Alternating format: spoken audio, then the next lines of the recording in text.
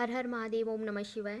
शिवलिंग की जो पूजा है, क्योंकि उनका एक मानव रूप भी है भोलेनाथ का, और ये जो शिवलिंग है, शिवलिंग की जो पूजा है, ये पूजा कहाँ से प्रारंभ हुई, कहाँ से इसकी उत्पत्ति हुई कि शिवलिंग की पूजा करनी है, तो उसके पीछे की मैं कथा या रहस्य बोलिए या कहानी, जो भी आप जिस हिसाब से भी लें उस हिसाब से ले सकते हैं। शिव पुराण के अनुसार एक बार ब्रह्मा जी और विष्णु जी के बीच श्रेष्ठता को लेकर विवाद हो गया। उनका विवाद बहुत ज़्यादा बढ़ गया। तब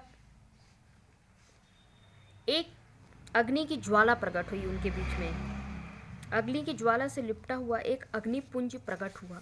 यह अग्निपुंज भगवान ब्रह्मा और भगवान विष्णु के बीच में स्थापित हो गया। इसके बाद आकाशवाणी हुई कि जो भी इस अग्निपुंज के आदि और अंत का पता लगा लेगा वही श्रेष्ठ होगा। ब्रह्मा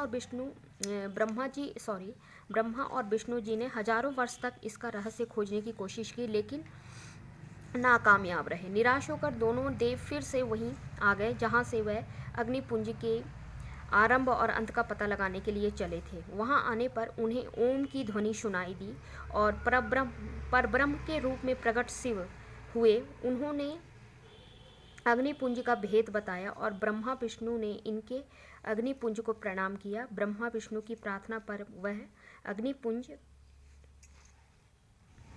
एक लिंग का रूप में परिवर्तित हो गया।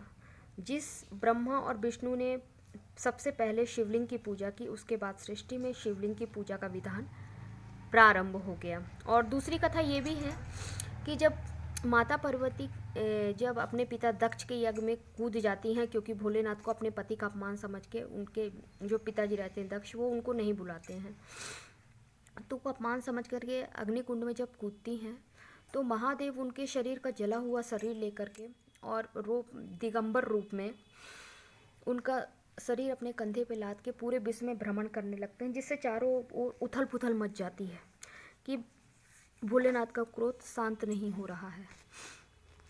तो ऐसे में क्या होता है, दिगंबर रूप में होने के कारण बहुत सी स्त्रियां उन पे आकर्षित होती हैं। तो ब्रह्मा जी एक अपना वो चलाते हैं, उनका लिंग कट के गिर जाता है। जैसे ही कट के गिरता है तब भोलेनाथ बोलते हैं आपने मेरा लिंग गिरा दिया है, अब आपको इसे पूजन करना होगा। तो सबसे पहले ब्रह्मा जी ने ही इनकी भोलेनाथ की लिंग की पूजा की थी और तब से शिवलिंग के रूप में स्थापित हो गए। और शिवलिंग की पूजा बहुत ही साधारण है। आप एक लोटा जल में भोलेनाथ को प्रसन्न कर सकते हैं।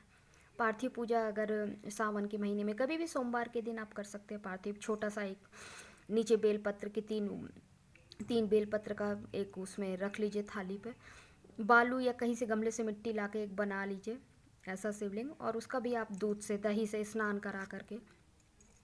लेकिन ये ध्यान रखिए, अगर दूध से आप उनका अभिषेक कर रहे हैं तो अगर स्टील के ग्लास से कर रहे हैं, एक ऊपर मौली बांध लीजिए। कभी भी तांबे से नहीं करना चाहिए, क्योंकि तांबे में दूध जाने के बाद वो जहर के बराबर हो जाता है। तो अगर स्टील से कर रहे हैं, पीतल से कर रहे हैं, ऊपर एक मौली बांध लीजिए। हाथ में एक रुद्राक्ष की माला ले लीजिए। रुद्राक्ष की माला अगर कोई आपके साथ में दूसरा है तो ठीक है, आप उसका हाथ पकड़ लीजिए, नहीं तो आप रुद्राक्ष की माला धीरे धीरे ओम नमः शिवाय, ओम नमः शिवाय, ज़्यादा से ज़्यादा 10 से 5 मिनट लगता है ओम नमः शिवाय 108 माला करने पर।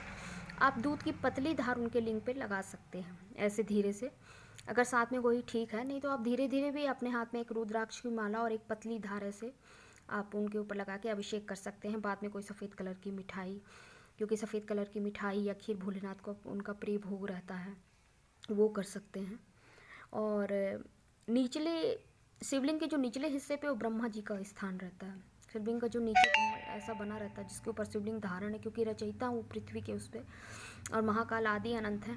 तो निचले हिस्से पे जो ब्रह्मा जी का रहता है और जलहरी पे माता पार्वती रहती हैं हमेशा। इसलिए जो भी प्रसाद चढ़ाइए जलहरी पे चढ़ाइए, शिवलिंग को टच मत करिए, क्योंकि भोलेनाथ का प्रसाद उन्हीं के गण खाते हैं, या तो अघोरी हो, कुत्ता हो या सन्यासी हो, वो लोग खाते हैं। तो जब भी प्रसाद चढ़ाइए, नारियल चढ़ाइए, कुछ भी चढ़ाइए, तो उनके शिवलिंग पे टच करके शिवलिंग पे रखिए, माता का प्रसाद हो जाता है वो।